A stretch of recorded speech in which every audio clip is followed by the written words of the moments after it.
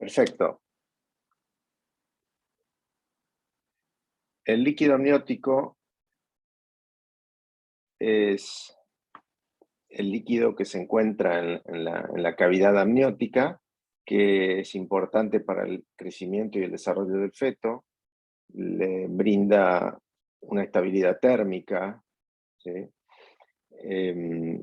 Y estimula, hay una interacción con el feto, ¿no? Estimula la maduración pulmonar. Al tener una excreción por los riñones es importante la indemnidad del aparato urinario, lo mismo se deglute, también entonces interviene en el desarrollo y la maduración del sistema gastrointestinal. Es importante la evaluación del líquido amniótico a lo largo de todo el embarazo, la ecografía es ideal para eso, y puede ayudar también a sospechar y a diagnosticar algunas anomalías fetales, ya sea que sea normal, que sea aumentado en cantidad o muy disminuido, puede estar eso indicando en forma indirecta alguna otra alteración.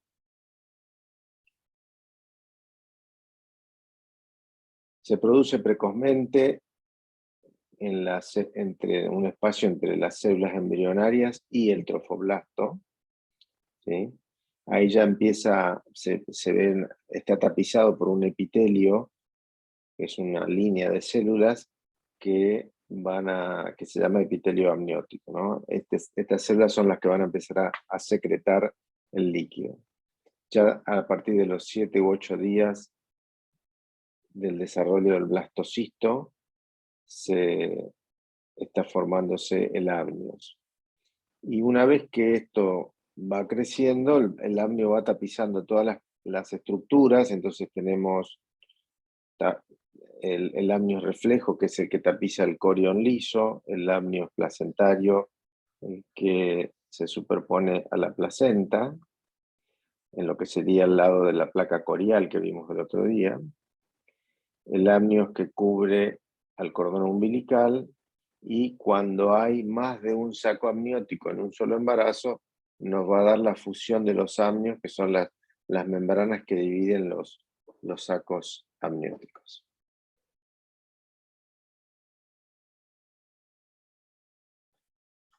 Entre las funciones, que son múltiples, tenemos el transporte de agua y de solutos, también produce algunos péptidos vasoactivos que van a actuar sobre los vasos coriónicos, la protección física de los traumas directos, protege también al cordón umbilical, tiene propiedades bacteriostáticas, tiene algunos suplementos nutricionales, y como ya dijimos previamente, es importante en la maduración de los distintos aparatos y sistemas del feto. El líquido se produce a partir de la orina fetal, es decir, el aparato urinario va secretando ese líquido y tiene una alta tasa de recambio. Se recambia hasta 3 veces en 24 horas. A lo largo de la edad gestacional va a haber una variación del volumen, siendo digamos, lo que sería el segundo trimestre, el periodo en el cual hay mayor cantidad de líquido amniótico. O sea, es pequeño al principio y se reduce un poco al final, porque recuerden que en el último trimestre aumenta el tamaño del feto, gana en peso, y eso hace que vaya desplazando de alguna manera el volumen de líquido, por lo tanto va a ser menor. Hay una interacción del líquido, dijimos, con el tracto urinario, con el aparato respiratorio, con las membranas, con el cordón y la piel, y con el aparato digestivo. El tracto urinario va a secretar el líquido se va a deglutir por el aparato digestivo, interactúa en ida y vuelta con el aparato respiratorio y con las membranas cutáneas, con la piel. Hay tres formas de valorar el líquido amniótico en ecografía. La que más se usa es la evaluación subjetiva. Hay otra forma que es la determinación del bolsillo aislado más profundo y la determinación del índice de líquido amniótico. En la ecografía, cuando lo utilizamos de manera habitual, rutinaria, usamos la evaluación subjetiva. Ahora, estas otras dos son formas de... La evaluación subjetiva está sujeto al ojo del operador, ¿sí? El ecografista ya sabe, cuando pone el transductor, tiene la impresión, por haber visto muchas ecografías previas, si el líquido está dentro de lo normal, si está disminuido o si está aumentado. O sea, tiene que haber una diferencia significativa. En cambio, la otra forma es una forma de cuantificar. Generalmente, cuando hay menos cantidad de líquido, yo puedo medir un bolsillo, buscar, ahora vamos a mirar en algún sector que haya un bolsillo de líquido, y la otra es medir en distintos cuadrantes, como vamos a ver cómo se hace ahora, un determinado índice, que estas últimas dos serían una forma de cuantificar el líquido amniótico. Entonces, la evaluación del líquido amniótico es subjetiva, se basa en la estimación del observador. Antes de las 22 semanas, el feto ocupa menos espacio que el líquido, entonces ahí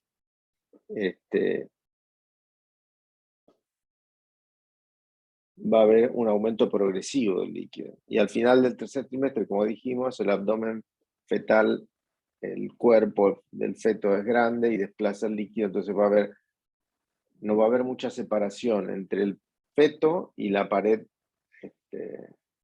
uterina. Acá vemos un ejemplo.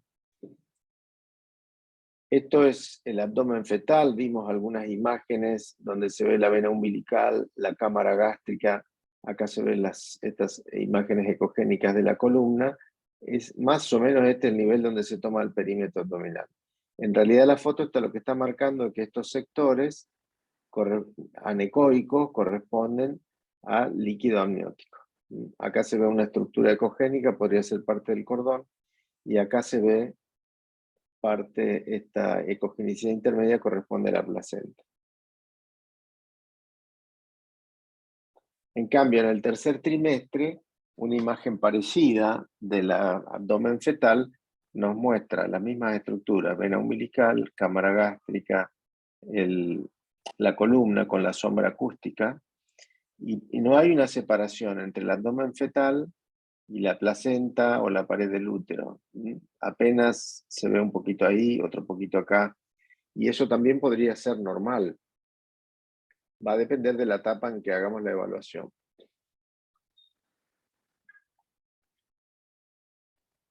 El oligohidramnios es cuando hay una menor cantidad de la normal de líquido en la cavidad amniótica.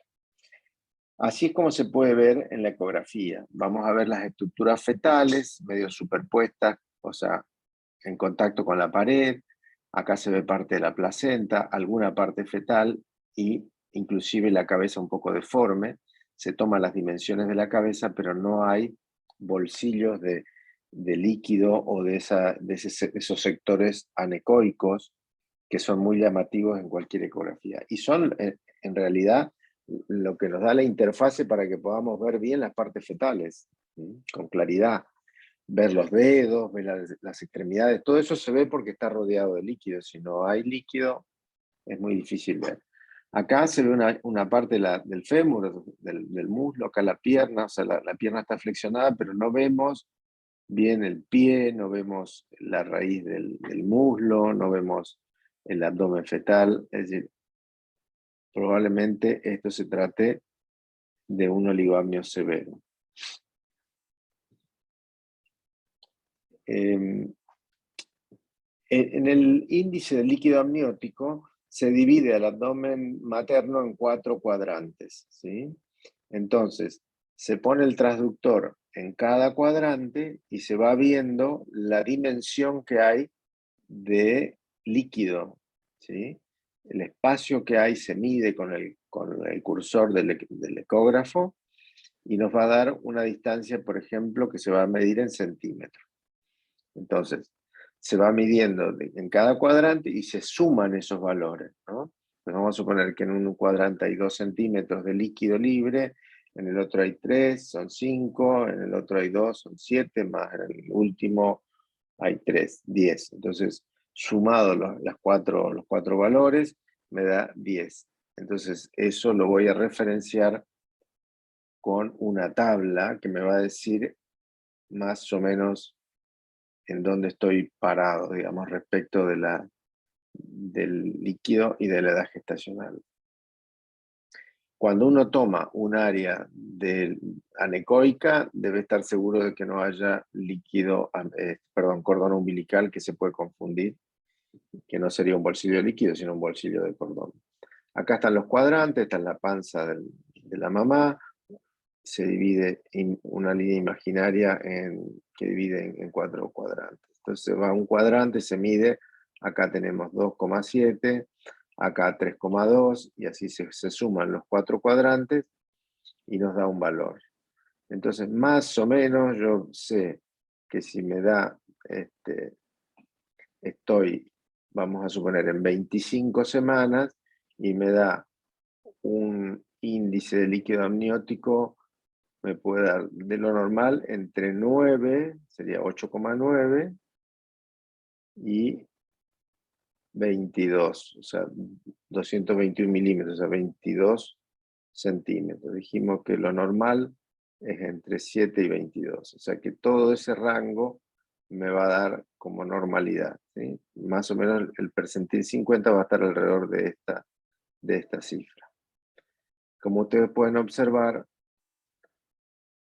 se puede medir desde 7 hasta aproximadamente 20, 24, 25, o sea, hasta 22 sería lo normal. Después, a partir de ahí, ya hay un aumento por encima del percentil 95. ¿Qué importancia tiene esto?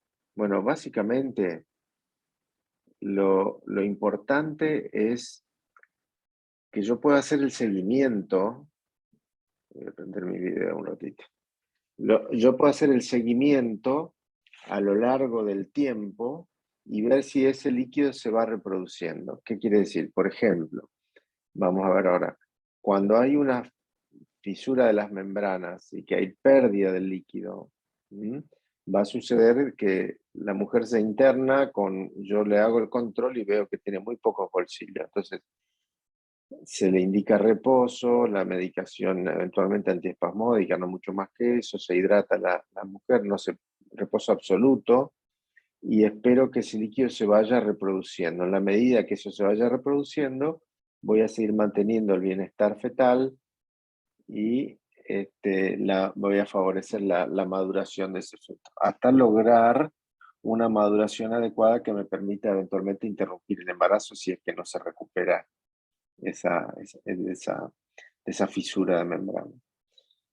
Y ahí sí yo voy midiendo los bolsillos y puedo decir, bueno, ayer tenía 4, hoy tiene 5, mañana tiene 5,5, o vuelve otra vez a 3, con lo cual indicaría que se pierde líquido y que no se acumula. Eso va a depender del tipo de lesión que esté comprometiendo las membranas. Acá en esta foto, que se ve el cursor del Doppler color, vemos estructuras vasculares del cordón umbilical, arteriales y venosas, en un sector de la unión de la cabeza con el cuerpo. Esto es el cuello fetal.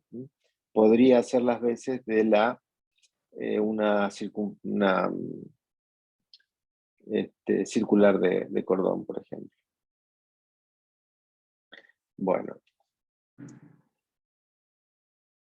acá vemos parte del abdomen fetal con asas distendidas, y lo que llama la atención es la gran cantidad de líquido, mucha cantidad de líquido, bueno, casi todo anecoico con algunas partículas. Ustedes saben que el líquido a veces puede tener partículas ecogénicas, y esto corresponde a un aumento del líquido. Eso se denomina polihidramnios. Entonces, Em, Cuando hay un solo bolsillo más de 7 centímetros o tiene un índice de líquido amniótico de más de 24, eh, se denomina polihidramnios. Tanto el poli como el oligo pueden asociarse con aumento del amor y mortalidad, sobre todo perinatal, ¿no? La incidencia es del 0,2 al 0,9% y vamos a ver cuáles son las posibles causas de esto. La forma de presentación puede ser aguda o crónica. Ahí está entrando alguien más. El agudo se presenta en forma rápida, puede desencadenar el parto prematuro, ¿sí? Y puede asociarse a complicaciones, ¿sí?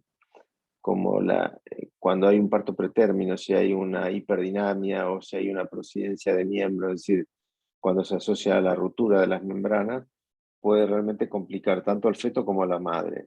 En cambio, el que se presenta en forma crónica, se dan a lo largo del tiempo,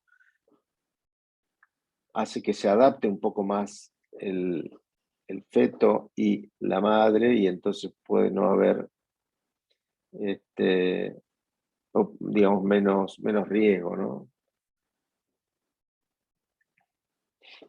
Seguimos. En general, la variación del volumen puede darse porque hay un aumento en la producción o una disminución en la eliminación. Estas son causas del polihidramnios. O pueden funcionar o coexistir ambas causas de manera combinada. Dentro del polihidramio, de las causas maternas, podemos mencionar la diabetes, la isoinmunización RH o las mujeres que toman tratamiento con litio, ¿sí? Que es una medicación que se da en pacientes psiquiátricos. Puede haber causas fetales. Esto es muy importante, que yo les decía al principio de la clase que la existencia de polihidramnios u oligoamnios me es una señal de alerta para ir a buscar alguna malformación. En el caso del polihidramio, cuando hay alteración del sistema nervioso central, puede asociarse a polihidramio. En el caso, por ejemplo, de hidrocefalia, hidralencefalia, holoprosencefalia, microcefalia, etc. Cualquier alteración de malformación del tubo neural generalmente se asocian con polihidramnios. También algunas malformaciones del aparato digestivo. Recuerden que el feto deglute el líquido. Si tiene una atresia esofágica, no va a poder deglutir y el líquido se va a acumular en el exterior. Lo mismo si hay una atresia o estenosis del duodeno o alguna obstrucción en el intestino delgado. Si volvemos un segundito a esta imagen, acá lo que nos llama la atención es que hay una distensión de asas de intestino. Puede haber una oclusión intestinal, el feto no está deglutiendo, no está pudiendo deglutir el líquido y el líquido se acumula en la forma de un polihidramnios.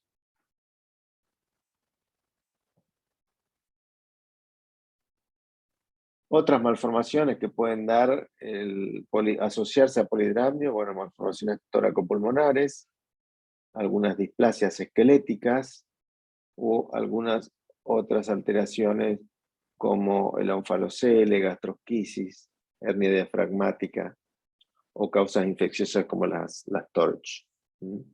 Y otras causas, fíjense que hay un alto porcentaje, más de la mitad, que son que no se puede determinar la causa. Al revés, cuando se produce el oligohidramnios, hay una disminución del líquido amniótico 2 estándares por debajo de la media.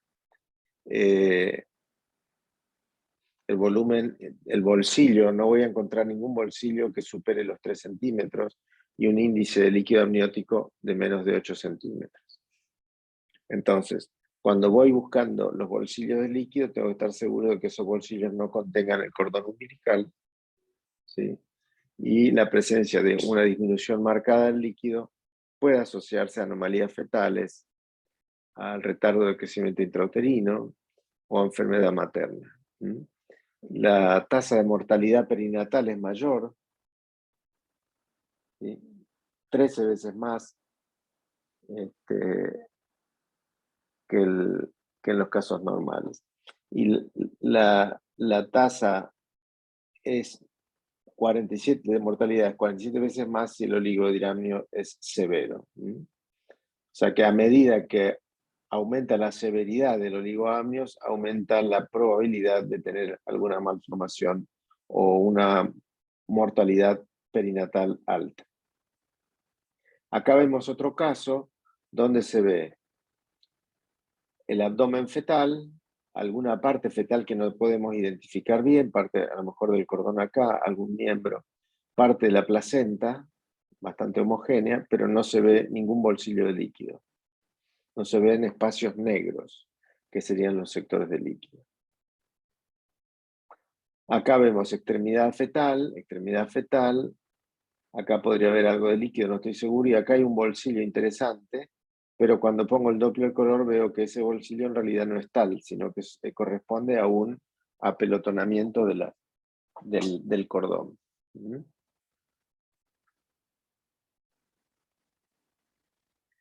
Bueno, causas de oligoamnios. La más frecuente, la que vemos en la consulta habitualmente, es la fisura o rotura prematura de membranas. Y puede haber también causas vinculadas a la disminución de la diuresis fetal. La agenesia renal bilateral es una causa, digamos, no se forman los riñones, es incompatible con la vida, pero bueno, nos va a dar a lo largo del embarazo un oligohidramnio severo. Las válvulas de la uretra posterior. Esta es una malformación relativamente frecuente. El feto no puede orinar porque tiene como una valvulita en la uretra que hace que no pase la orina, entonces se acumula orina en la vejiga y en los riñones, dilata los riñones y en conclusión tengo un oligoamnios. Otras alteraciones renales, ¿no? O sea, otras poliquistosis o riñones displásicos, también multiquísticos. El retardo de crecimiento intrauterino por insuficiencia placentaria puede estar o no asociado a hipertensión materna o algún otro estado autoinmune, los hemos mencionado en algún momento de las charlas anteriores, ¿sí? O también el embarazo gemelar, cuando es patológico, puede dar que alguno de los fetos tenga oligoamnios severo. Algunas medicaciones para antihipertensivos, como estos que están acá, pueden asociarse a oligoamnios. El líquido amniótico tiene, dijimos, aspecto anecoico, sobre todo al principio, pero a medida que pasa el embarazo se van viendo estructuras ecogénicas que van flotando, que puede estar asociado a unto sebáceo, eventualmente a sangre o meconio. Pero es habitual ver partículas que son, en general esto, digamos, unto sebáceo, son partículas que se desprenden de la piel del feto.